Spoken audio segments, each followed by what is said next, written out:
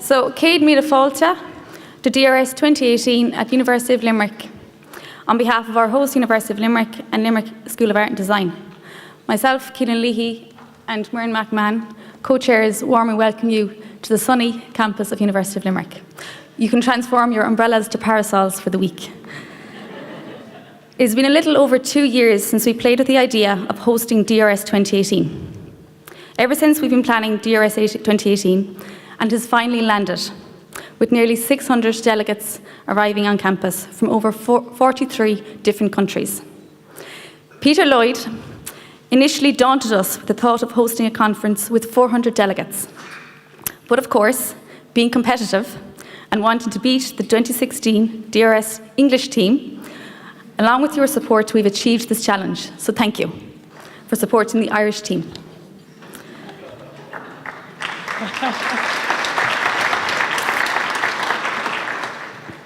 Historically, Limerick is known for its industrial tradition.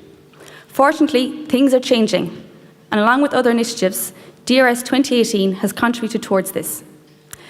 DRS 2018 aims to be a positive catalyst for change. We have put together an exciting but busy programme of academic and social activities that will engage, inform, and maybe even provoke. It could not have happened without the support of our two institutions, University of Limerick and the School of Art and Design. Progressively over the past 2 years, we have continually received a considerable amount of support and help from some very important people. We would like to thank all of the local organised committee from UL and LSAD, and we even managed to rope in other institutions such as Cork Institute of Technology, Dún Laoghaire Institute of Art and Design, Loughborough Design School, so many thanks to those institutions. It really has been a collective effort, and it's like the saying, it takes a village to raise a child. We'd also like to thank Deborah and her conference management team, who are working furiously behind the scene all week to make sure things run smoothly, and maybe even too smoothly with the drinking of the wine last night. We ran out. To the super student volunteers, they're visible through their colourful t-shirts. They're here to bring ease to your conference experience, so please do approach them if you have any queries. In addition, we've been very fortunate in accessing the creative talents of the UL and LSAD students who developed the DRS identity concept. They also developed the animations that you saw at the entrance, and even the lecterns across here. So these are all developed by our students between the UL and LSAD campuses. Thank you also to the Design Research Society Council, especially Peter and Eric, for their continued help and support in organising this conference. Thank you to PhD by Design for bringing the first PhD by Design event to Limerick. Yesterday was a huge success in LSAD, and that event will continue at the Hub in the Chemie Business School throughout the week. You may have seen there's a leaflet on all your chairs, and on that is basically a call for contributions, which the PhD by Design group will run throughout the week, so hopefully you can contribute towards that. Thank you to our sponsors and our partners for their support. These include Bank of Ireland, Centre for Excellence in Universal Design, Design Partners, and Fáilte Art Ireland, as well as our own institutions who provide the space, support, and our time. It's a very daunting task, but an exciting task, to entertain 600 guests at the first design research event in Limerick. Now, Muireann will run through the social activities, which we hope will entertain you. Thank you.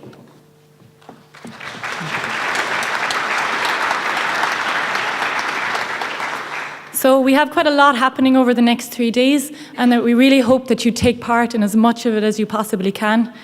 But one of my colleagues compared this to a music festival, and like all good music festivals, you have to make choices and decide what you want to see and what you might miss. But just one piece of advice, while the big headliners might draw the crowds, sometimes it's the small up-and-coming breakthrough acts that will really blow your minds. So keep that in mind when you're choosing who you want to see and when. So as much as we've planned all of these activities as well, what we really want to happen during the networking, during the breaks, during the social activities is, I suppose, chances, happenstances, interactions, occurrences, and maybe even arguments that will really help move the whole debate around design research forward and maybe introduce it into completely new directions. Also, We want to just note that at the University of Limerick we have an ethos of dignity and respect, and we have a code of conduct for the DRS2018 that is on our website. So we hope you all adhere to it, and we don't think we even need to really ask. So to make things easier for you, each morning we're going to run through the social activities that are going to be happening during and in the evening, during the day and in the evening, just to let you gauge how much energy you should conserve for the evening activities. So today we have 2, so take it easy until about 6 o'clock. So the first is going to be the Best of Emerging Irish Design exhibition that's opening at 6 p.m. in the Product Design Studios in the basement of this building here. So we invite you all to come along, take a look at pieces of work from the graduates from institutions across all of the country of Ireland. And it's really exciting because this is the first time we've ever had an event like this in Ireland. We hope it's going to be the first of many. So I'm going to be expecting a volunteer from another academic institution later on today, so I can see all my delegates from Ireland carrying in their seats. Don't worry, we'll get you. So that's opening at 6 p.m. and there'll be drinks reception there for you to take around and peruse the exhibits. And just a note as well, all of those graduates are for hire if anybody's looking for some really, really good designers. And then our second activity, you can hightail it into the city centre. We're hosting the Institute of Designers in Ireland Bread and Butter Design Social, and that's in 1314 at Jerry Flannery's Bar. You can Google it. It's quite a prominent bar in Limerick, so you can't miss it. And that's where you're going to hear some professional designers who are working in Limerick and in the region talk about how they earn their crust. And again, it's a really good opportunity to mix and to meet some designers who are practicing in Ireland. And so also, just to caution, that's a ticketed event and the venue is limited in capacity. So if you haven't gotten your tickets, I'd advise you to get them now. They're on Eventbrite, it's free, but there's only 200 of them. But for those of you that don't get tickets, there's a bar out the front of that as well, so you can create your own social there. So, without further ado, I'd like to welcome to the stage Professor Kirsten May. And Kirsten May is the Vice President of the University of Limerick, and she's going to invite you and welcome you to DRS 2018. Thank you, Kirsten.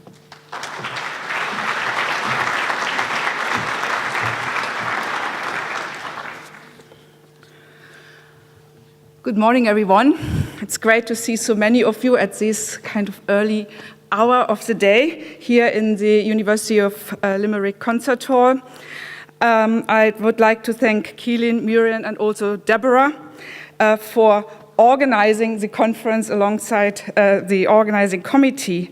And it's absolutely fabulous to be here today at the opening of the Design Research International Conference. I would like to extend our welcome to the members of the Design Research Council and also to all of the participants here today and those who will join the conference later. At a time of unprecedented, wide-ranging and profound societal and environmental changes, the importance of design as a strategic thinking catalyst and a tool of innovation cannot be underestimated. And we are very honored and proud that the Design Research Society's International Conference has come to Limerick and is being co-hosted by the university here. In fact, this is the first and largest international design research conference ever to be held in Ireland. We are very aware that this gathering of design researchers and practitioners and the work of the Design Research Society plays a very significant role in shaping the agenda for inquiries in and through design. It catalyzes cross-disciplinary exchange, collaborations, and explorations. It stimulates critical and creative intervention and approaches to design education, as well as it informs wider policymaking. I also hope that co-hosting the conference will help to establish the University of Limerick as a center of excellence for design research and practice. As a civic and research-led university, we are committed to working both in and with our local and the wider communities, as well as building on our substantial and significant relationships with industries, businesses, and statutory bodies in the region and further afield. Design as a pervasive practice and shaping force of values and relationships plays a vital part in nurturing, sustaining, and expanding the interactions with partners in the region, on the island of Ireland, and internationally. We are therefore looking forward to developing more vibrant connections between our own design researchers and practitioners and their international counterparts for future collaborations. Design is much more than the interplay between form and function. It is a fundamental human activity that determines how ideas become reality. Design processes put the human at the center. Design shapes, enhances, and can fundamentally change how we grasp reality, how we interact with the world around us and with each other. It is one of those extraordinary fields of human activity that comes to life when it interacts with other areas and disciplines.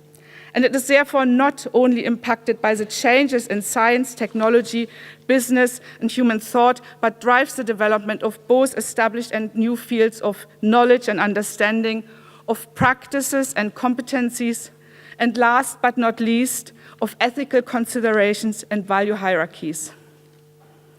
Design is as vibrant as much as it is a complex disciplinary field.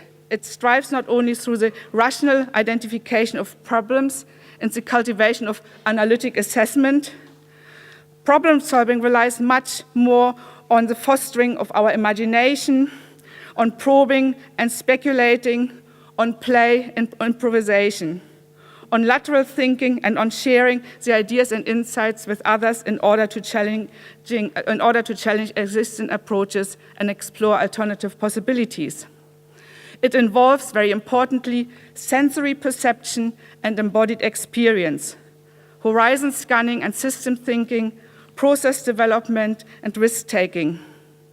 Design generates and develops new ways of thinking and making in tandem with advancing and improving technological application, infrastructures, business models, and customer experiences. Contemporary design lies at the heart of the digital transformation of society. It is in high demand to harness the possibilities opened up by big data, the power of the algorithm, nanomaterials, genomics, to name but a few. It shapes biomedical devices, connected technologies, finance, food, health and well-being, consumer products, service systems, and business processes, and much more.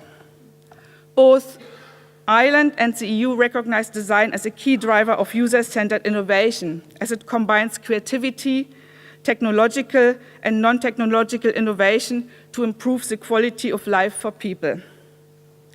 The School of Design at the University of Limerick is involved in many of these areas, and we have great ambitions for its future development. As I mentioned before, design cannot exist in a bubble.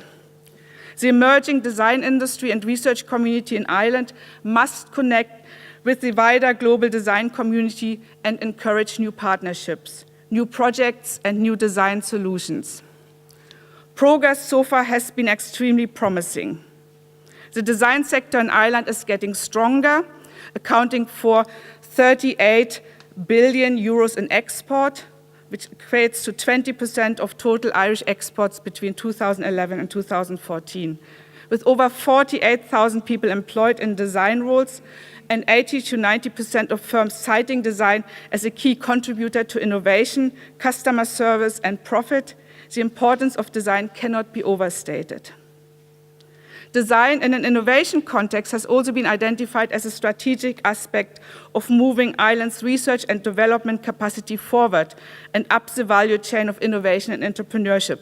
And that's extremely important for this region here, I would like to emphasize. This also draws attention to how we best educate and support future design practitioners and researchers with agency.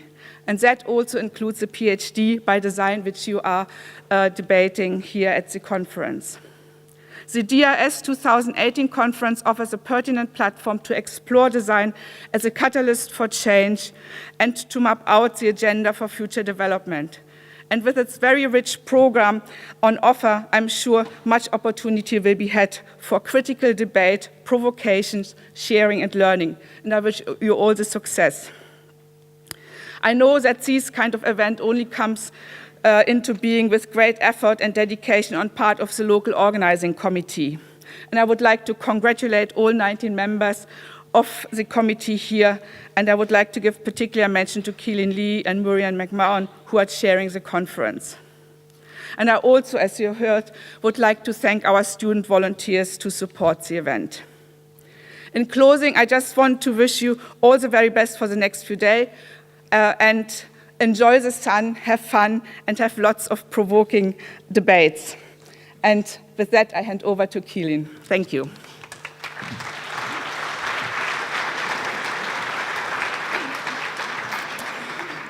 We'll now have Peter Lloyd, Vice Chair of the Design Research Society.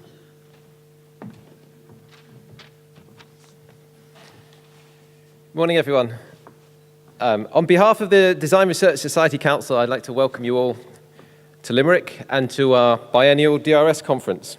It's great to see so many people here and how popular this event's been. Since 2016, the Design Research Society as an organisation has begun to modernise and develop. And we hope that has become evident to those of you that are members of the Society through our communications and our recent change in strategy.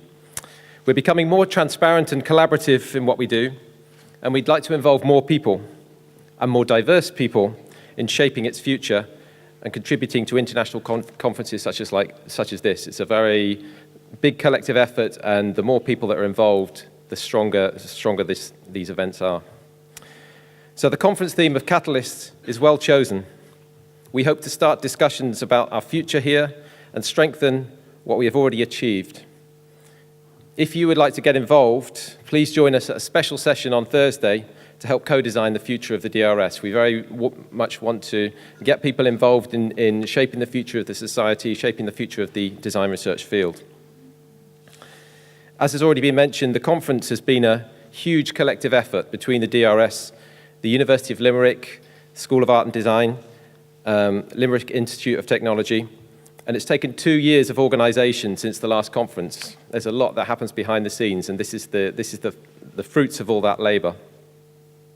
The commitment from the conference team, chaired by Maureen McMahon and Keelan Leahy, has been absolutely immense.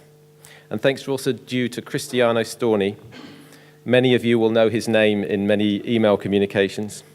Thanks to him for chairing the programme committee so tirelessly and skillfully. And thanks to all the Limerick team who have worked so hard in designing what looks to be an excellent conference, taking on familiar DRS formats and adding some new twists too. So I hope everyone has a great conference. As in previous conferences, be critical but respectful of each other. And I hope to talk to as many of you as I can over the forthcoming days. So please enjoy the conference. Thank you very much.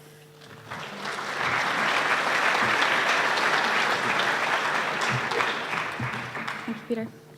So now I'm just going to cover the academic events that will run over the next 3 days. So we have 3 main formats. The paper presentations, as you all know, were chaired by Cristiano Storni, so many thanks to Cristiano.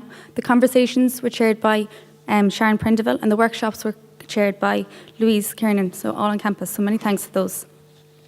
There may be hiccups across the 3 days, but please take a positive Irish attitude and just say Asher to be grand. So please ensure that you enjoy the event. We hope that these 3 formats will engage design as a catalyst for change. Each day, the academic content will kick off with a keynote debate. And we have 3 topics that we think will catalyse the discussions. Mur now would introduce our first keynote debate. Thank you. So our first keynote debate is Design Research and Industry Impacts, and it's chaired by Professor Alex Milton. Just to give you a little bit of background on Alex, Alex is a professor and head of the School of Design at the National College of Art and Design in Dublin, having returned to the institution after taking a sabbatical in which, as the programme director for the Irish Year of Design 2015, he successfully devised and delivered a government-backed programme that attracted 1.7 million exhibition attendees, we wish, and established a platform for the continued development of design in Ireland. As a designer, curator, author and academic, Alex has advocated for the pivotal role of design, be that through public engagement, cultural interventions, curriculum innovation or policy development.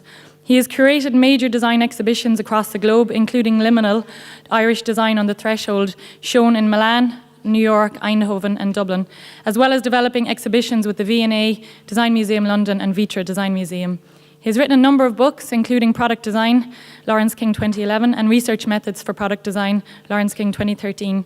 His most recent book, Irish Design 2015, Making Design Matter, was published in December 2016.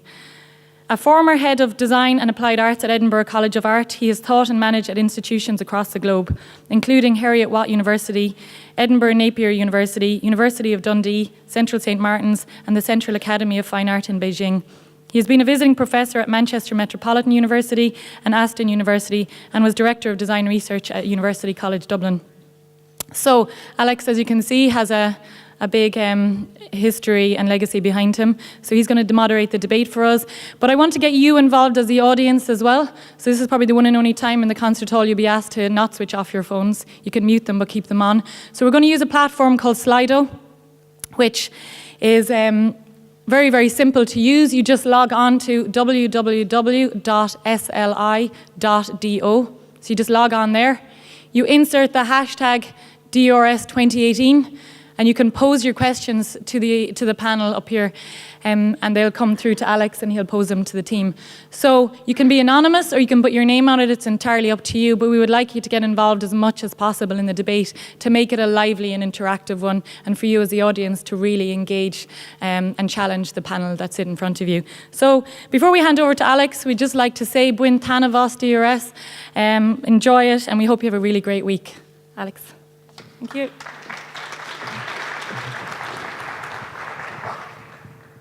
Thanks very much, Miriam, for the introduction. That was very lengthy, and I don't think it probably deserved that. But what I'd like to do is just introduce our sort of keynote debaters to the stage. So Paul Rogers from Lancaster University, Lorna Ross from Fjord Dublin, and Mariana Amatullo from Parsons School of Design at the New School.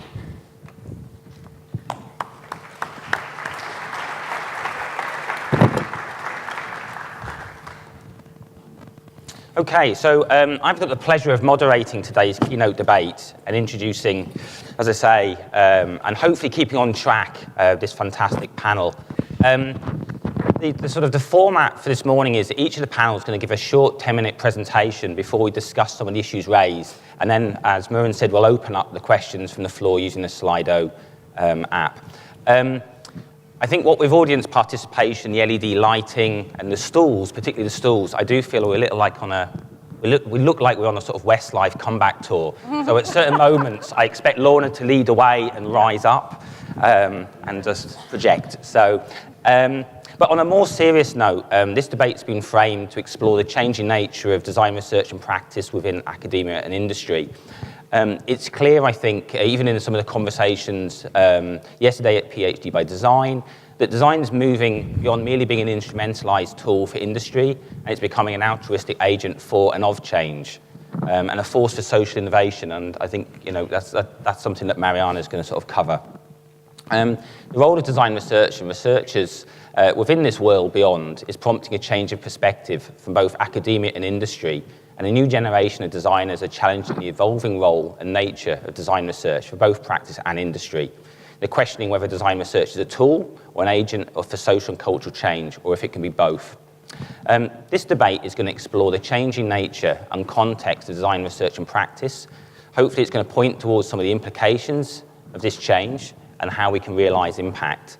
We'll hopefully look at how we can support some of the new design research principles and emergent practices, and how design researchers can pursue new impactful research pathways that truly engage wider society. So without further ado, I'd like to invite Paul to start the series of presentations. Paul's going to reveal his personal research journey, and in particular his current role as the Arts and Humanities Research Council Leadership Fellow for Design in the UK, which is aiming to promote and stimulate design research and amplify its impact. So, thanks, Paul. Thanks, Alex. So yeah, I've got the first bug already. My computer's just crashed. I've lost all my notes in mind. So yeah, it's a real privilege to be sitting here with Mariana and Lorna and yourself, Alex, and to try and kind of explore and discuss some of these issues, the kind of nexus of research and teaching and practice. So currently I hold two roles. I'm Professor in Design at Lancaster University in Imagination, which is a research-intensive centre. And I'm about halfway through a Design Leadership Fellowship, which is funded by the Arts and Humanities Research Council in the UK.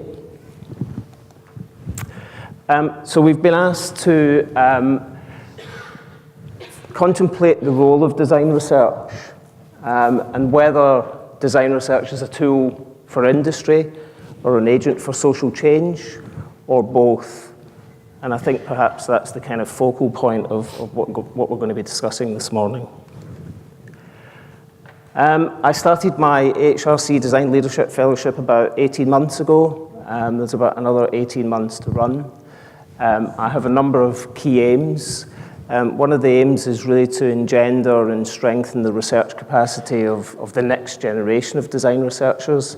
And it's really kind of heartwarming to see so many of them here in the audience and continuing to kind of push at the kind of extremities through the PhD by design side of the Design Research Society. So I think we're in very good hands in terms of the next generation of design research. And again, I guess the caveat is that largely I'll be speaking from a UK perspective, but I think also internationally we have an amazing kind of set of early career PhD and design researchers across the world. Also, I'm looking to kind of increase the quality and quantity of design research. And I think we're already seeing that both of those kind of measures are increasing significantly. So in the last year, for example, between 2016 and 2017, in the UK, design applications increased by 96%. So that's a staggering amount in 1 year, and I think throws up even more challenges in quite a kind of, austere economic climate that we all face. So the title, if you like, of my Design Leadership Fellowship is Design Research for Change. So really it's about using design in all its guises, in all its definitions, in all its methodologies and conceptions to really enact positive change in society, be that socially, economically, culturally, environmentally, technologically, and in other ways. Recently, over about the last 6 or 8 months, I've been traveling all over the country. So yeah, you'll forgive my geography is appalling. So I'll try and remember where I've been. So we've held a number of what we've called next generation design research workshops all over the UK. So we've been to Belfast, Glasgow, Edinburgh, can't remember where that was, Manchester, Sheffield, Loughborough. Is that Loughborough? I'm not sure. The big dot in the middle, it's probably close enough. Probably covers about 4 counties, actually, that one. We've been to Cardiff, and we've held 3 in London.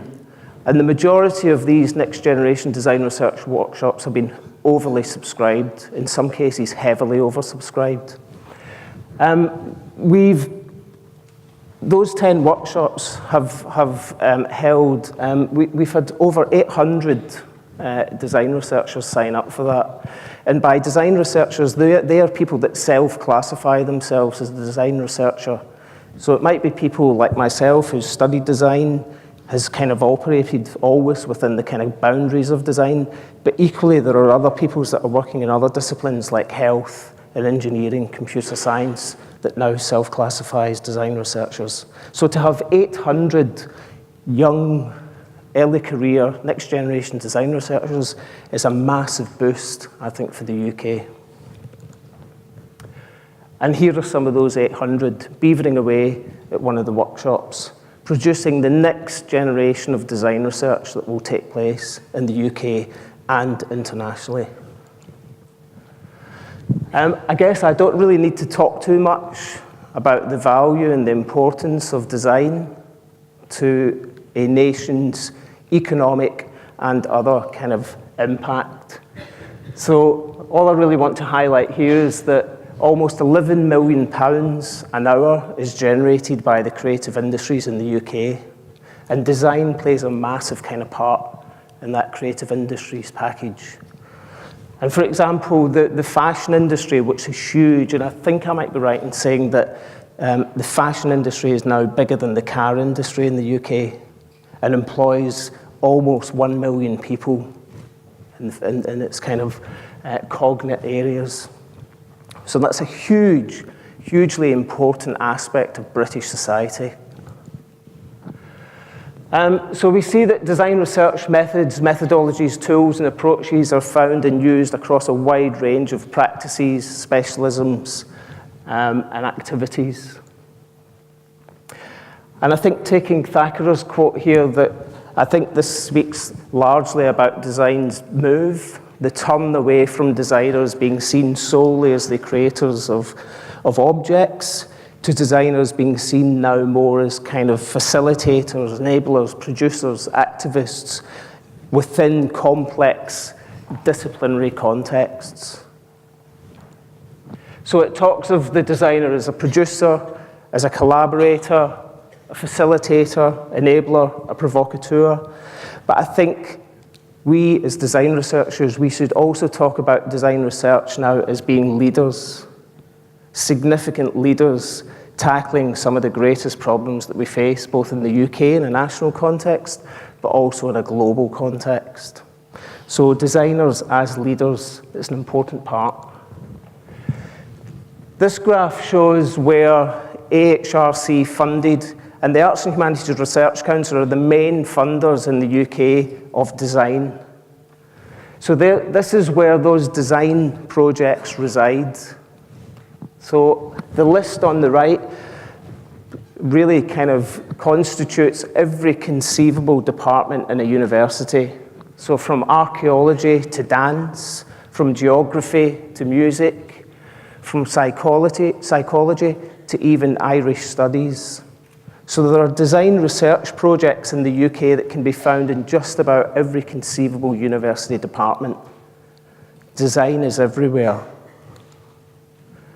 And again, if we look at, this is HRC's data, and if we bear in mind very strongly that the arts and humanities researchers, 35% of all active researchers in the UK are returned under the remit of AHRC, yet the AHRC only receive about 5% of the funding in the UK. So there is a significant balance there that we must all try and address. And this is where those design projects again reside, across the full spectrum and remit of the Arts and Humanities Research Council. Currently, we're looking at work where we are trying to map the activities and the themes and the issues that design researchers have taken on. So this is a picture from about 4 or 5 years ago. We're using the UN 17 Sustainable Development Goals to provide a kind of loose conceptual framework of where that activity lies. And we can see that there's not much 4 or 5 years ago that are attempting to deal with those global challenges set by the UN. If we fast forward to a couple of years ago, we see much more activity. So people taking on and often leading massive, global, challenging, complex UN Sustainable Development Goals. And then if we look more recently, we can see that that's just increasing and increasing at an exponential rate. I'll give you a few examples. So we often, amongst these projects, we see design taking the lead. So designers working with health economists, computer scientists, and others to address significant health and well-being issues. We also find designers working with other leading researchers, so in this case, working with anthropologists, economists, business people, working on issues of work and significant economic growth. One example is a project that is looking to rehabilitate prisoners. It's looking to address the significant reoffending rates in the UK, again, using design as the central tool and methods and approaches to address that really challenging issue in the UK. That project is this one called Make Right. So a team of designers working with criminologists and others, the Joseph Rowntree Foundation, work and produce these bags called Make Right bags. But it's not just about making bags, it's about developing educational systems. It's about trying to provide kind of entrepreneurial skills and other skills, manufacturing skills to the inmates so that when they leave prison, they can perhaps set up their own enterprise and kind of construct and fit back into society. Another example is a team of researchers, textile design-based researchers at Cardiff, working with fine artists, musicians, and computer scientists, again addressing the significant challenges that surround health and well-being and aging in the UK, particularly in the sphere of dementia. And here we see the design researchers taking a compassionate design approach, working with fairly advanced stages of dementia, developing a range of products and tools and activities, both for the people with dementia, their family, but also the care support workers. And lastly, this project, which received a meagre £200,000 of funding to develop an eco-material in Preston in Lancashire. This eco-material uses between 97 to 100% of waste material and converts that into a new material for domestic and other use.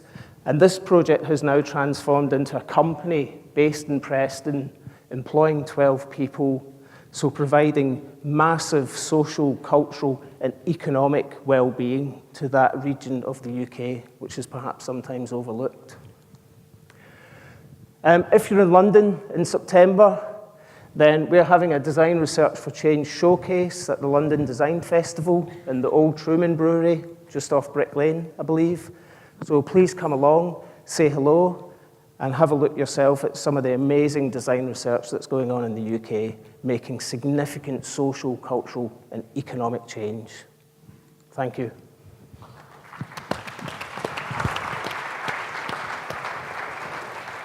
Great. Thanks so much, Paul. So we're just going to pass on now to Lorna. And Lorna's had a fantastic sort of journey from fashion through design for health to her new role at Fjord within Accenture, based in a dock in Dublin. And Lorna's going to focus in particular on the role, importance, and changing nature of design research within, I suppose, a corporate context, but also a wider real-world context. So. Sure. I'm going to stand over here so I can see my slides. Is that okay? Of course. Does that work? Yeah. I'm just going to leave. Let's keep going. Because it's just really hard to turn. I'm a little bit intimidated because I'm not a design researcher. I'm a designer. But I think Alex tricked me into coming here. So I'm going to talk about, I guess it's, there's very little difference, and there's aspects of the work that I do and my team does that is clearly, overlapping with more traditional design research, if there's such a thing as traditional. So, I'm going to give you a journey through some of the work that we've done and a little bit of a kind of personal story. So, I've worked in design for about 28 years, and people often ask me, why design? Why is it important? What does it do? Why should we buy it? And I think more and more, it's just this idea that design, a bit like a science, it's a tool to understand as well as to act. And people who don't know a lot about design think about the traditional craft and the kind of making principles of design, but the kind of diagnostic tools in design are becoming more and more called for. A lot of industries are buying design and hiring design for the diagnostics, like how we unpack problems and how we consider complexity. So, we're clearly becoming more diagnostic in the things, but also then being able to act on top of that. So I used to teach the history of design, and you can kind of start to think about, why we make things. I mean, there's this really, Stone Age didn't end because we ran out of stones. Humans are really inherently, we're so curious, and we build things. We don't evolve ourselves. We adapt our environment, to make it less hostile. So we're inherently builders, and the level of curiosity that we continue to build things and make things and design things as a way of resolving problems, but as a way of, also thinking about, we don't design for how we are, but how we wish to be. So again, when people say, why design? I say, when you think about innovation and you think about change and you think about the future, as was mentioned this morning, it's inherently aspirational and it's inherently optimistic. And there's very few disciplines that bring aspiration and optimism to a lot of the conversations, certainly currently. People are selling fear a lot, and I think design is inherently an optimistic discipline. It tries to make things better. It considers the future being better. We have a prize, Alex, for anyone who can identify this picture, right? No, we don't, but does anyone know what this is? Shout out. Yes, everyone in here knows this. So yeah, so this is the cooling suit for under the spacesuit. Okay, so Alex, that guy gets a beer. And it's just, this beautiful thing. It's craft, it's handmade, but it goes into space, and it's about us trying to, exist somewhere that's really hostile. And this relationship that design has in trying to build things that allow us become different and aspire to things. I made this map recently. It's not very accurate, but trying to talk about my own experience. I've worked for about 28 years in design. You start to think about, for so long, design came out of manufacturing and the Industrial Revolution and design for mass production. And then in the last 20 years, it kind of became more, design became more abstract, and it went from being really concrete, like making a teapot or making a car or a chair, to these abstract types of design, like service. I worked in like service design. And then, we're doing experience design now. Okay, we're doing like attention design. Okay, how do you keep attention? How do you get attention? How do you compete for attention? Data, right, that was mentioned already, we're in the data economy. And now there's a lot of conversations about reputation and trust economy. Brands that are gonna live and die based on reputation and trust. So how do you design for trust? I mean, we're being asked this right now. This is my career path. I started off designing knickers. It was very hard to do. Made them for pennies. But then I went to Motorola, designed like electronics when we had phones that were flip phones. Worked for the Department of Defense and did a lot of soldier equipment, ended up with some gaps, ended up at Mayo Clinic, and now I'm working in kind of emerging tech. And so, if I've lived this experience in my career, you can see how rapidly design is accelerating through all these different economies, and how much you have to reinvent yourself. Like, there's no one type of design anymore. I mean, I went from designing, like figuring out, where should I put that bow on the knicker? Should I put it on the side or on the front? To actually thinking about, AI systems and, synthetic personalities and how you design for those. This is something that, I think we've this has happened already, and I often think there's probably a third part to this. We used to try and figure out, design was about figuring out latent need. Do you remember when people used to say people don't know what they don't know, or they don't know what they want until they see it, but trying to figure out gaps and design things for those gaps. And then we became about trying to actually make people want things, and so really thinking about the stickiness of products and how products became adopted and used at scale. More and more, I think design, what we're noticing now, and this is because of a lot of our tools that we're outsourcing a lot of things that we used to do ourselves, is that change is often more evident in the absence of things. And so from an ethnographic perspective, we used to go around watching what people do and making notes and watching them, how they did things. And now we're paying attention to what they're stopping doing. And it's more important because so many of our tools are actually taking a lot of the tasks from us. I think in general, we're at this really interesting kind of pivot or kind of inflection point in design, and that the history of design for so long was based on the principles of assembly. And even from a design research perspective, it's like you walked towards a goal. It was this assembly model. You did certain things. They were progressive steps towards an end goal. And that came out of the Industrial Revolution, the principles of assembly, manufacturing models of design. Now we're getting into this, and this is a really dense slide, and I'll try and do it really fast. If you think about the original kind of attributes and characteristics of really great design, like the hero products, the beautiful chair, the notions of good design were based in uniformity and mass production. So I know I trained in this, where a good design was universally accessible. Everyone can use it. That's really good design. Make sure everyone can use it. Stable and predictable. Make sure that it's really stable in what it does. It's, it continues to serve. It doesn't fail at any point. It's a servant product. We made things that did things for other people, for humans. They were servants for us. That was branded by the creators. So the role of the kind of brand was really strong. And it was a commodity that you bought. Now we're moving into a really dynamic area of design where all of those things are not good design. They're irrelevant to design.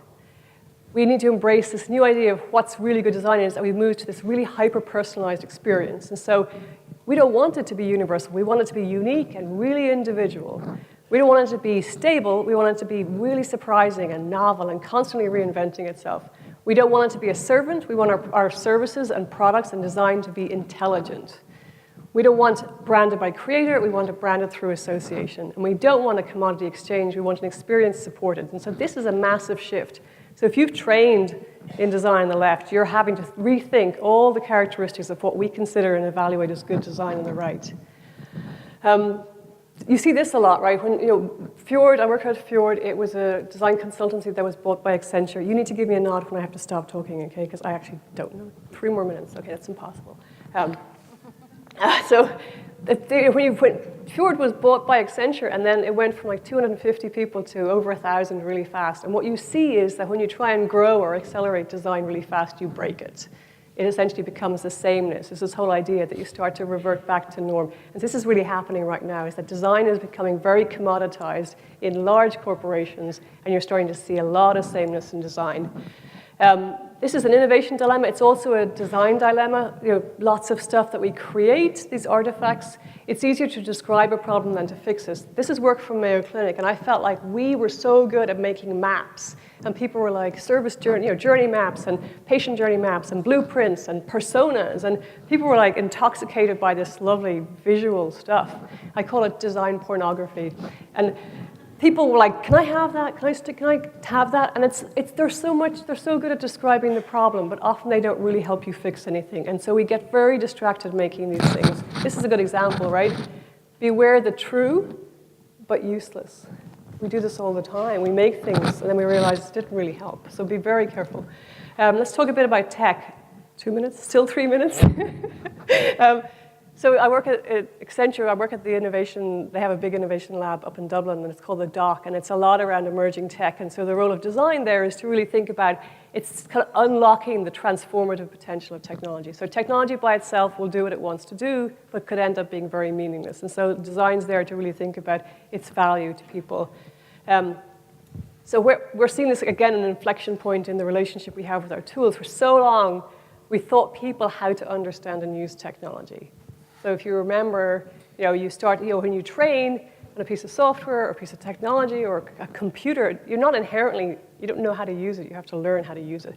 Our tools have become so intelligent, we're now going to teach them how to understand us. So again, from a design perspective, we're not going to design UIs and clever interfaces and ways that people will use tools because they're going to understand us. So the job is to design tools that understand what we need versus us understanding them. So we're working in, I'll run through this really quickly, but all the different kind of characteristics and attributes of artificial intelligence in terms of how they mimic what we already do and how they're going to mimic and understand us. Machines are users too. This is a big part of what we're also doing is we're now, human-centered design. We're now doing machine-centered design. We're actually designing for machine-to-machine interaction. There's no human in the loop, but you're thinking about what the human ultimately wants the effect and impact to be. But we're thinking about how do you design for machines talking to machines. AI is the new UI. So if you have a job, if you're a UI designer, you might want to learn about AI really quickly. We're morphing so fast that our ability to invent new things outpaces at the rate we can civilize them. I think we could have a really good conversation about the word civilize, but we don't have time. But I think it's a really interesting thing to think about civilizing our tools. The impact of impatience, we're seeing this, a huge social media is driving this kind of accelerated consumption. The needed now culture pushes spontaneous consumption. This is unsustainable levels. It's really being fed. With this come to me services, like the just-in-time come to me, people don't go looking for things anymore. And so algorithms were mentioned earlier on. So everyone's using algorithms to search. So this idea of serendipity and discovery is going away, and it's very, very dangerous for brands. People are letting go. I mentioned this earlier on. Discrete touch points. We won't be interacting with our tools in the way we traditionally did. So trust is the new battleground. And then post-human, the cyber psychology, the way we change is changing. We're really being shaped very differently by our tools. Age of distrust, we're looking at this a lot in terms of kind of counter cultures emerging through this whole kind of digital addiction and suspicion around digital addiction. We've got social cooling, digital detox, bubble hopping. Bubble hopping, anyone? Anyone heard of it? No? It's when you apparently intentionally do something that's really contrary to pattern behavior. So you actually take a step and you do something outside of, because you're aware that all these brands and services are tracking your behavior, and to try and be a little bit unpredictable, you do something that's called bubble hopping. Last 2 slides. this is what I'm seeing a lot, is that organizations put a lot of energy into exploring the future of technology, very little into exploring the future of humans. This is where you guys come in. And very few consider that likelihood that the future will be shaped by humans, not by technology. I'm going to skip that. I'll let you guys read that. Thank you. Thank you. Thanks, Lorna.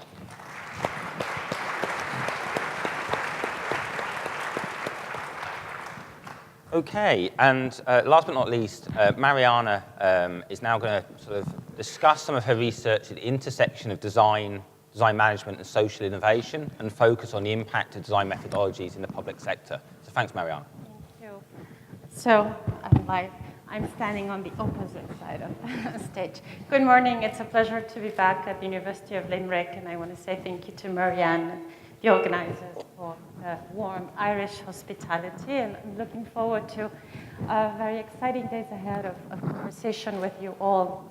So Alex asked me to reflect a bit on this question of partnerships as they relate to design research and pedagogy and social innovation. And I thought I would do that through the multiple worlds I inhabit. So these days, my institutional home is Parsons at the new school, just for the last year. I don't know why this is coming up. And Do you have a... Yeah? So very, very fortunate to be part of Parsons and have joined a fearless community of faculty. Several of them are here, so I encourage you to seek them out this week. But the last 16 years or so, my trajectory in design education was really at Art Center, College of Design in Pasadena, where I was privileged to shape a social innovation division at the college and be part of many, many partnerships, over 100 partnerships through research, but also studio practice, with about 80% of implementation with partners around the world and locally. And very much inspired by the opportunities, but also the constraints of design in that space, I decided to go back to school and did a PhD in management under the guidance of Buchanan at Case Western and a number of scholars in management. So I'll be talking today a little bit from the perspective of design research, but also the management field and that intersection. My presentation outline today is really reflecting a little bit on this question of partnerships in context in the times we are living today, as we heard from Paul and Lorna. Some insights very quickly. I tend to pack my presentations with a lot of slides, so I will highlight things, and I encourage you to seek me out if you have more questions about these studies. And then finally, leaving you with some reflections that hopefully transition us into the debate. So at the risk of restating the obvious, I wanted to zoom out a little bit and state something that everybody in this audience knows.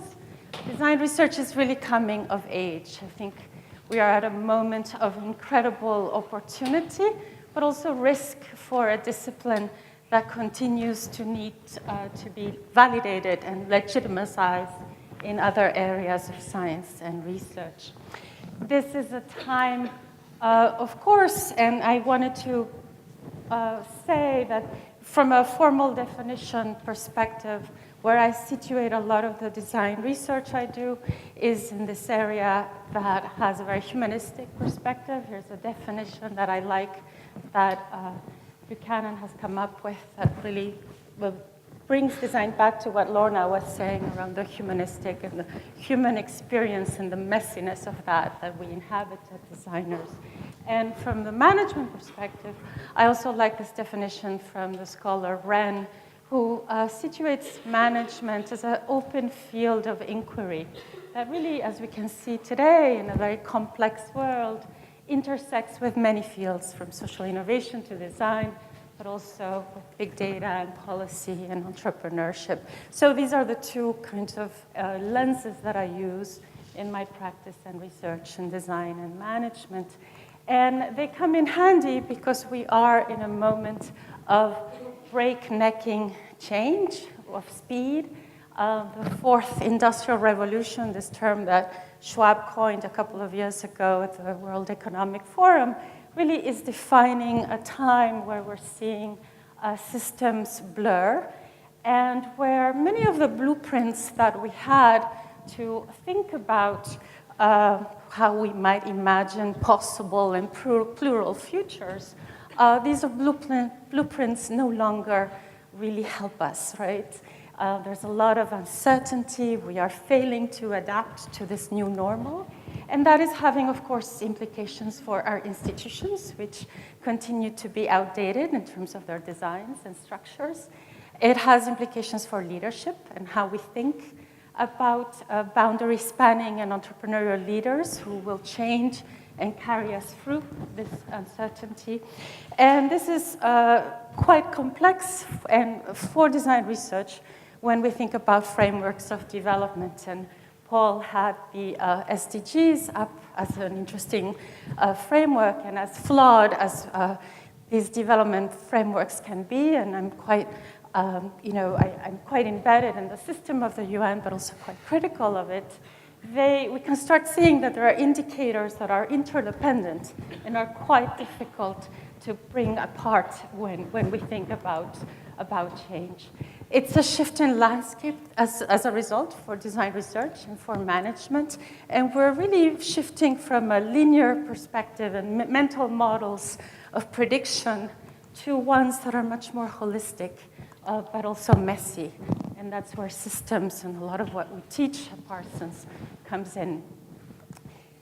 This is also an interesting time for thinking about design as a field of knowledge, given the fact that the skills and the projections of what will matter to succeed in the world are really changing. And as you can see from this study from the World Economic Forum, as we project forward, concepts like creativity and emotional intelligence are really going up this hierarchy compared to what we used to value before. So as we imagine the jobs of tomorrow, these are the skill sets our institutions in art and design are teaching.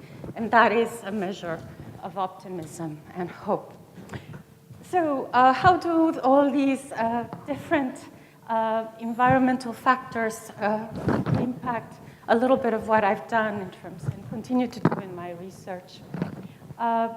I am very interested in this question of social innovation and how design is a catalyst for change in it. It's really been my passion for the last almost 20 years. And the way I think about social innovation, both from a theoretical perspective, but also from the empirical perspective, a lot of research is across 3 dimensions. The concept of novelty, right, bringing something new to the world, the concept of impact, and really having the ability to enhance a social need that may be out there. And finally, and very importantly, the concept of implementation. You do not have innovation only with a novel. You have it when you bring something new to the world that lasts. And we've seen this happen a lot in practices that with colleagues we have been tracking in publications like LEAP. And we see it also in how there is an ongoing question about how we measure the design's impact and what does that mean. And this has been really the key research question that I've pursued for the last few years, the return on design. How do we capture what is unique about what we do? I had the opportunity to study with a couple of scholars, Fred Calliope and Dick Boland, a case that coined this concept of design attitude. And a lot of my research has extended that concept, taking also the work of Kamil Mikluski, who had really observed a lot of the innovation designers produce out in the world in design-fluent institutions like IDEO and Philips.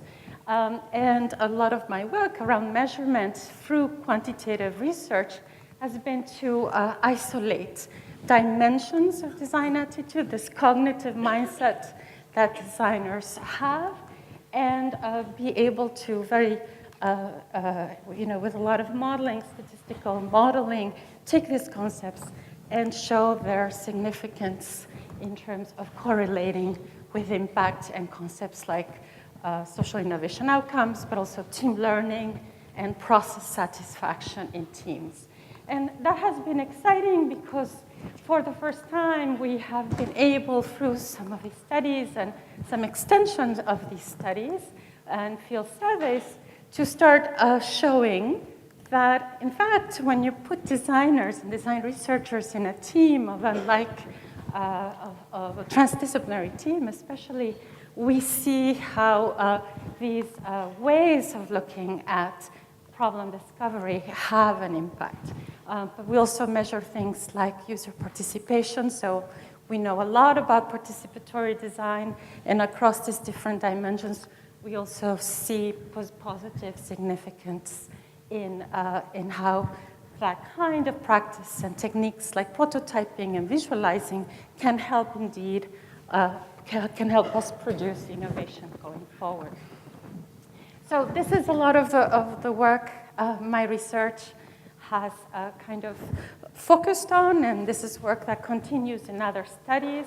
And these days at Parsons, we are working with the team of the Parsons Thesis Lab and Eduardo Stawoski and Camila Buchanan, who is at Lancaster, and we had the pleasure of hosting her this last 8 months.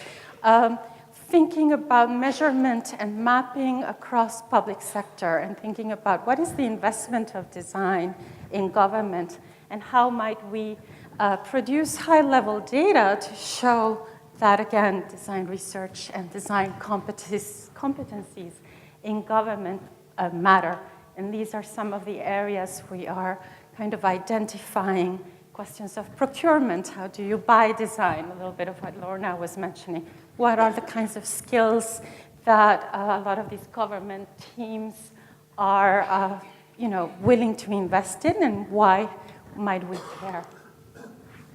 And then finally, just a lot of work in terms of my research these days lies in institutions. I've had the opportunity to work at UNICEF as an embedded design researcher and ethnographer since 2013, specifically in a division of innovation at UNICEF headquarters in New York that is using technology, the new technology, and these kinds of principles of innovation to change the way we do development and care for the most vulnerable children around the world. And the current study that we're finishing with colleagues at CASE is tracking a venture fund that's very much modeled after a Silicon Valley venture fund that is betting on frontier technologies. So what Lorna was mentioning, AI, machine learning, drones, and they're investing in social entrepreneurs and partnering with social entrepreneurs in tech to think about new modes of delivery in the welfare of children. The international development world, the UN world, has been betting on innovation for some years now, and you can see UNICEF started in 2016 in this kind of ecosystem. And it's an exciting world, but it's a world that is very often devoid of design competencies. So a lot of my research is trying to map the institutional logics that are around, that govern these kinds of innovations, and the cultural determinants that make these organizations change, and also understand how design attitude and a design mindset overlaps with that inquiry mode of innovation. So it's really a deep dive into organizational culture, and questions like risk aversion in the space of development come up, innovation, new technology, and design attitude. So I am running out of time, but just briefly, from the work of Design Matters, I wanted, and this question of partnerships, I wanted to share some insights from 6 years of partnership with one organization in Chile. I am from Argentina, and I'm very fond of working in the Global South and in South America.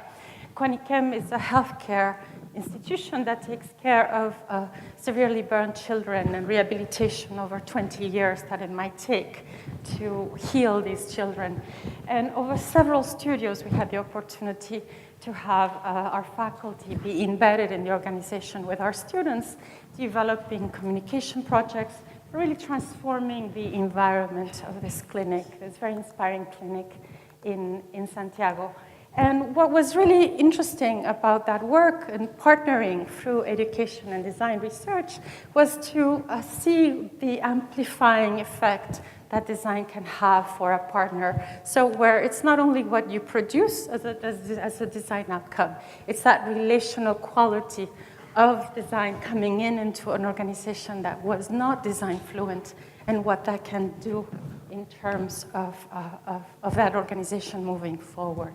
So finally, some reflections. When we think about partnerships, we have to think about a dialectic and the fact we have to be humble and think about the other side. I think that's key, and that's something we don't do enough from a design perspective, in my view. There are many things in these icons you know around what makes for good design research and good partnerships. But one key takeaway for me is the kind of agency a good design research partnership can produce for the outcomes.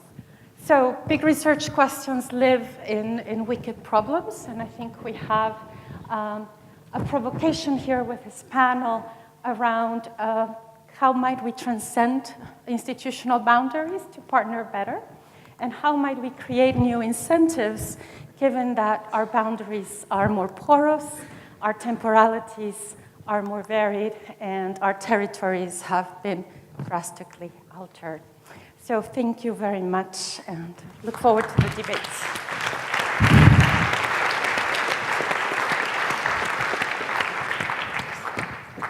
Thanks, Mariana. So I suppose, you've all looked and explored different ways of making impact. And I suppose a lot of the questions coming up, and we'll sort of, after this, we'll move into questions from the floor, but a lot of the questions are about how do we ensure that the research we're undertaking, has a sort of positive impact, and how can we sort of foster and develop communities where we're able to develop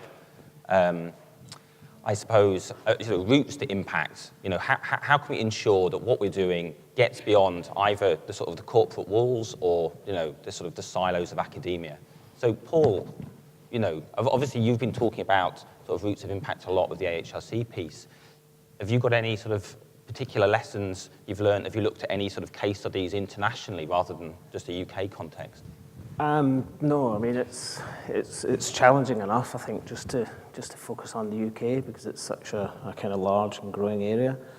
I mean, I think that impact is something that design researchers have never really been afraid to kind of engage with. I think design researchers, practitioners, we always, our kind of raison d'etre is to have impact. If we're developing products, then we want them to be used a lot and sold or to affect change in a positive way. So impact is something that I think is within the kind of toolkit of design researchers. There's a fairly large study by Jeffrey Crossick, which has resulted in an AHRC report, which looks at understanding the value of arts and culture in a kind of UK context. So it articulates comprehensively, I think, the kind of role and the benefit and the impact that design researchers can play in the UK. So not just to provide economic benefit, but to provide other benefits in other areas, for example, in health and well-being, in the sustainable living and enrichment of cities.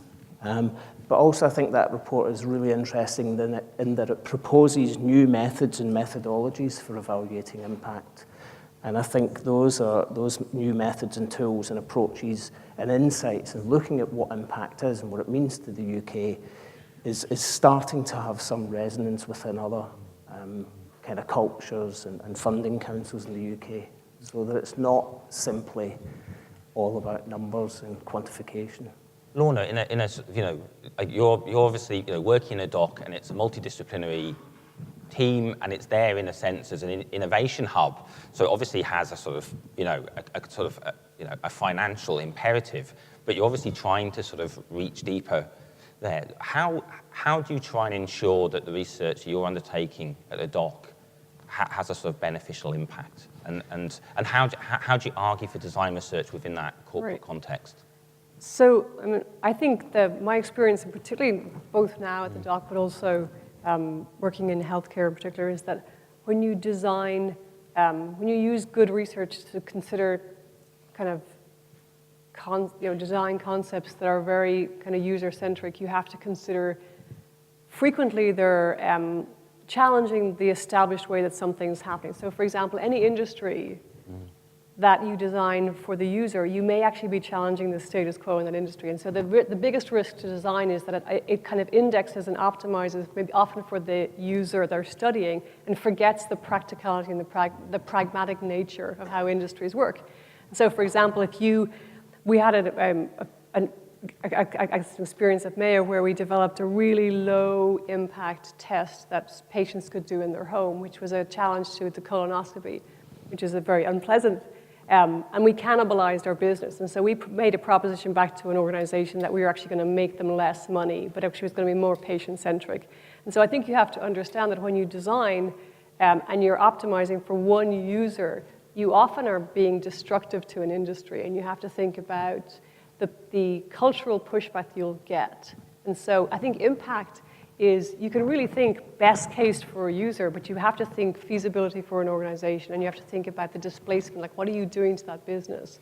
And so I think designers need to be much more fluent in understanding the economics when they're working in a proposition to a client or to an industry is often going to really shift where the power is in that organization, or going to shift where the money goes. And if you don't understand the economics of what you're proposing, you're not going to be able to make it stick. And so I think as much as we want to argue for good design and hope that it has traction and impact, we need to be accountable for understanding our propositions have financial implications. And if you can't speak fluently to why that's still a good thing, then you're not going to be effective as a designer. Mariana, with the sort of, in terms of sort of impacting that social innovation piece, how as designers do we move beyond just merely trying to sort of demonstrate some empathy and avoid just parachuting in design solutions into sort of non-first world sort of contexts? Because it's, Yeah, so I think, that's always a very tricky proposition. I think you do it by changing a lot of the infrastructures of our educational institutions. It's been a bit about my modus operandi for the last 20 years in terms of walking this fine rope, because a lot of these social innovation projects and research projects are fantastic for our students, right? They bring a lot of rich learning. But then the question becomes, what is it that we leave behind, right? With these partners that open up their doors in their communities to allow us in. And so a big commitment has to be, in my view, equally ensuring learning outcomes for our students and our researchers, but also thinking about what is it that we're engaging with and what is it that we can create that is not something we give, but something hopefully that catalyzes change and competencies that are already there. We always learn a lot more, I think, sometimes from these projects, from our partners and our communities that we work with than we might be giving. So I think starting from a perspective of humility and being very clear about managing expectations from the onset has been a couple of things that have helped us not parachute. Right, okay. So we're just going to now move on to, and we're going to hopefully be able to project some of the questions. So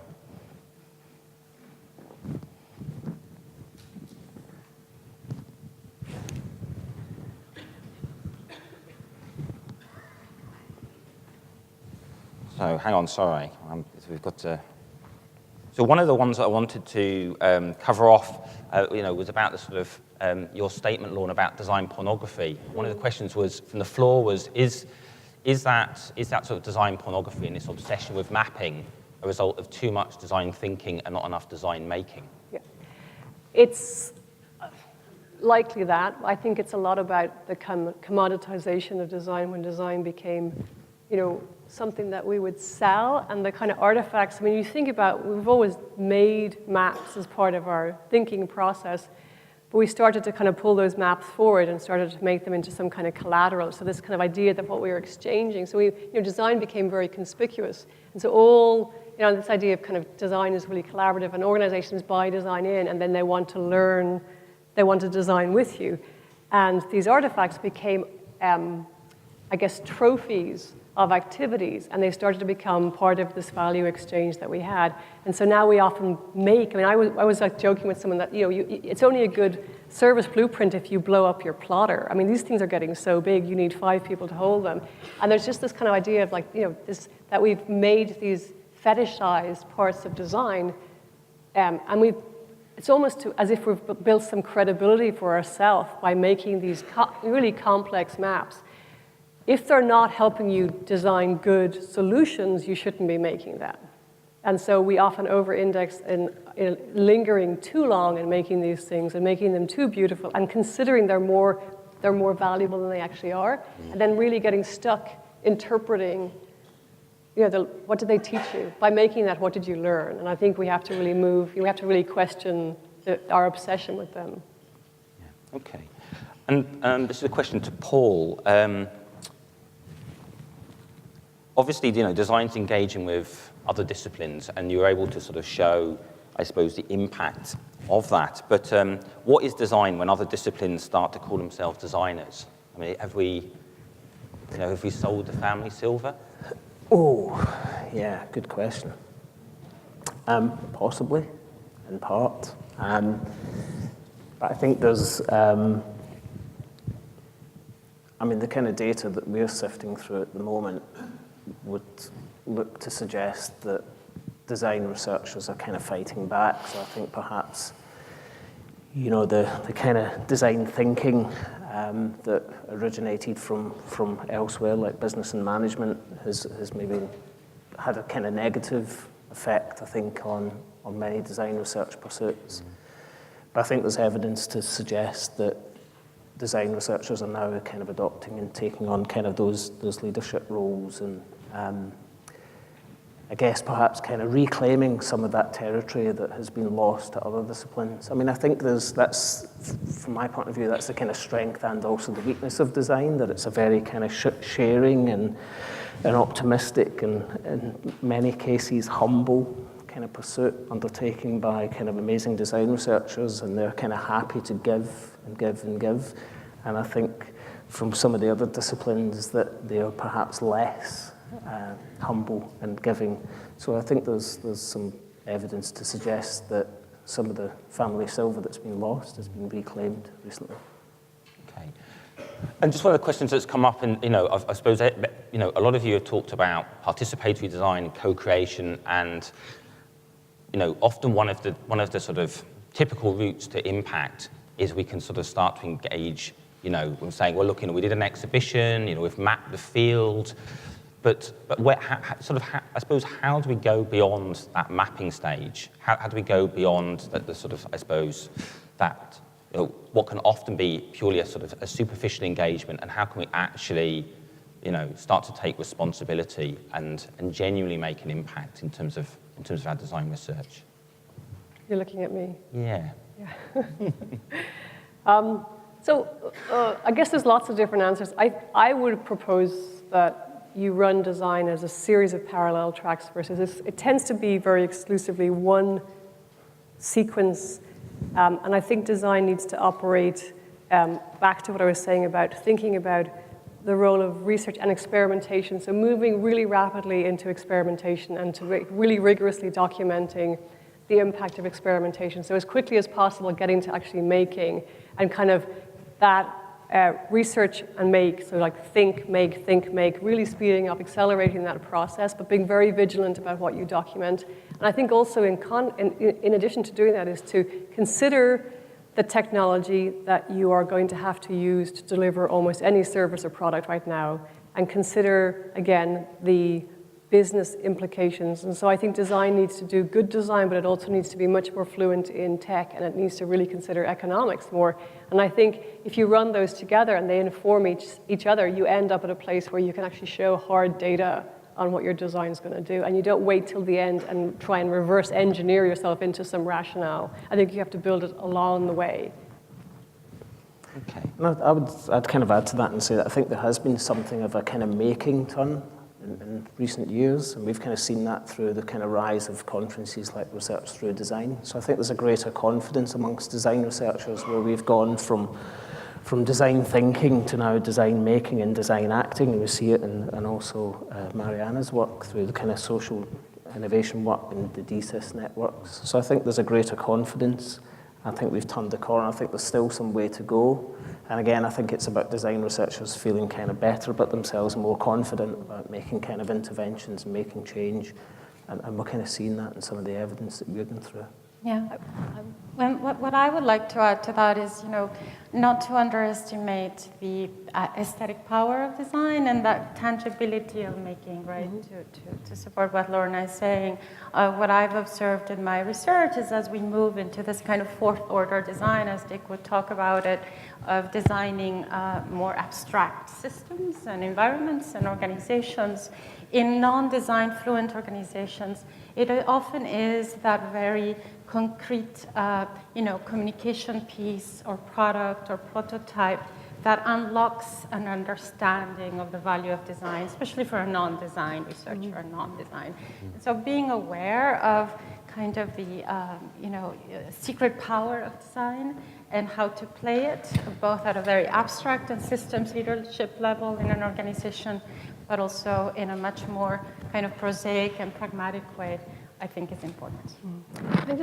Alex, can I just pick up on one? You mentioned humility, and I think this is something that, from a design perspective, like when we're actually thinking about our role as advocates for users, there's a value in humility. But when you're competing with, when you're back in an industry competing with the kind of tech voice, and so again, this was, personally right now, there's no lack of confidence, like, uber confidence in the tech industry. And I think that the idea of humility is really dangerous in design.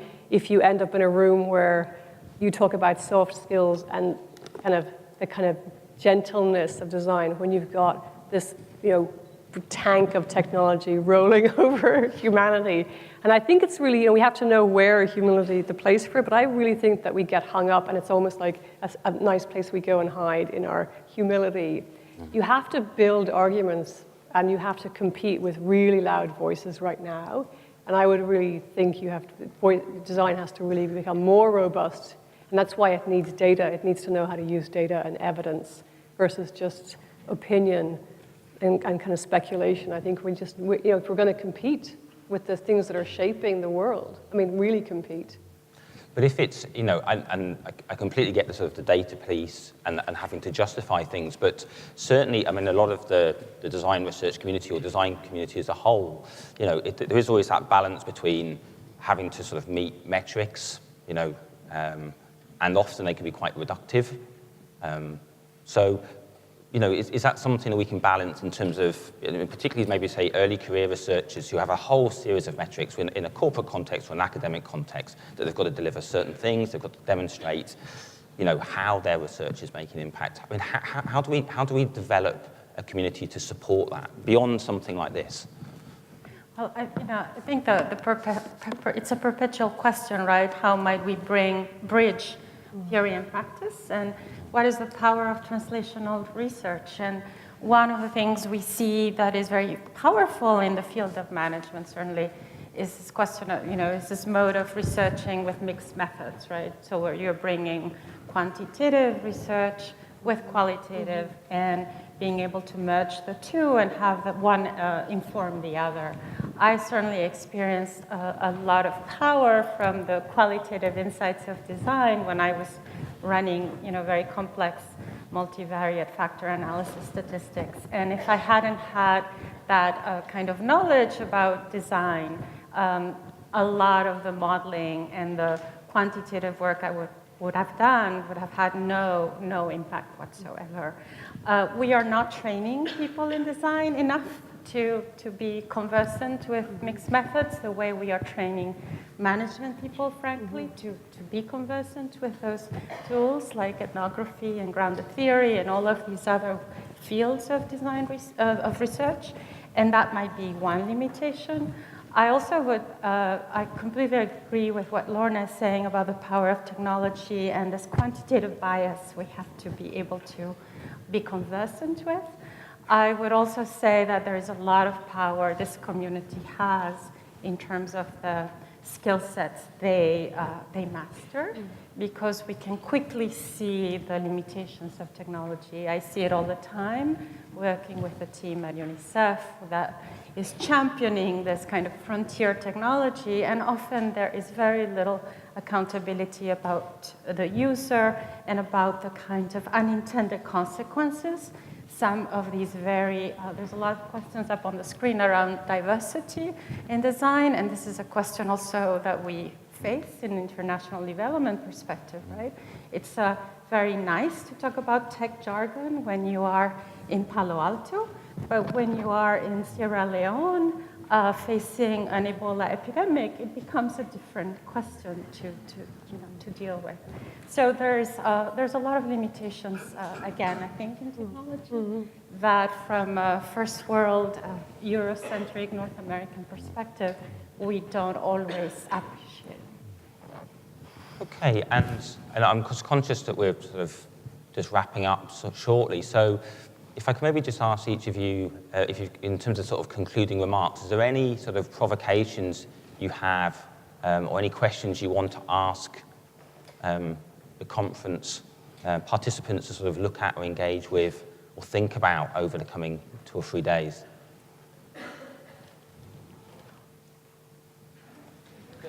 Paul. Thank you. Paul can answer for us. There are hundreds. Well, just one. Well, I'm not going to give you any. I mean, I think, yeah, I mean, I would just like to add a kind of caveat, really, or a kind of word of caution that, you know, as design researchers, we also have to fight against metrics and the kind of tide of AHRC or any other funder or backer or client or collaborator. So we have to continually contest and challenge the metrics and the kind of ways of doing.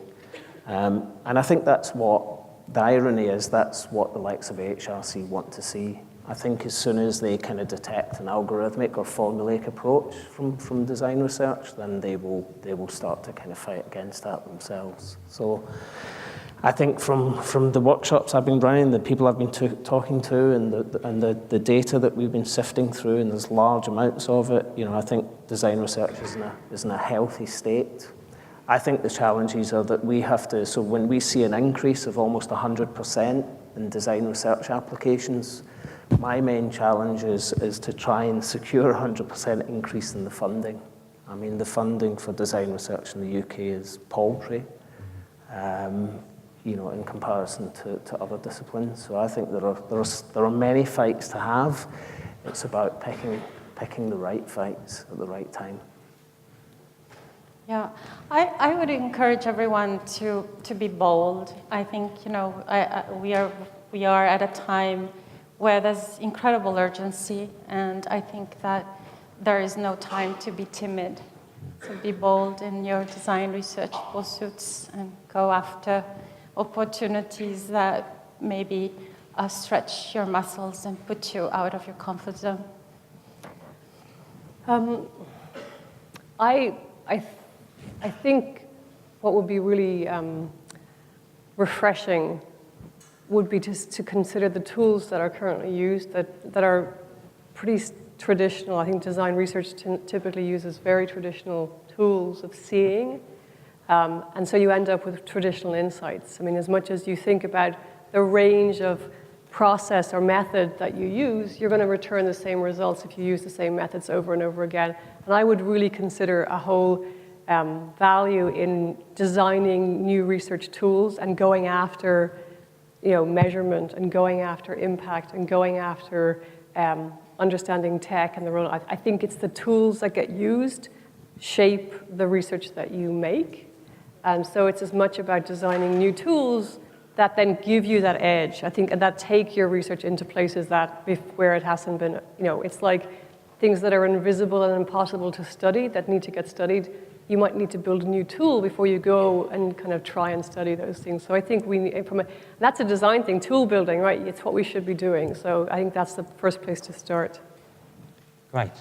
Look, thanks very much. I'm very conscious that with any of these things, that in a sense, this is just an opportunity to kickstart a debate which will hopefully take place as soon as we sort of break for coffee, and we have the opportunity to try to continue some of these conversations. There are a lot of questions that have come up, and you can see some of the things that I think as a community we really need to address, from sort of diversity all the way through to how we're actually going to catalyse design research. So thanks very much, and we look forward to a really, really stimulating 3 days.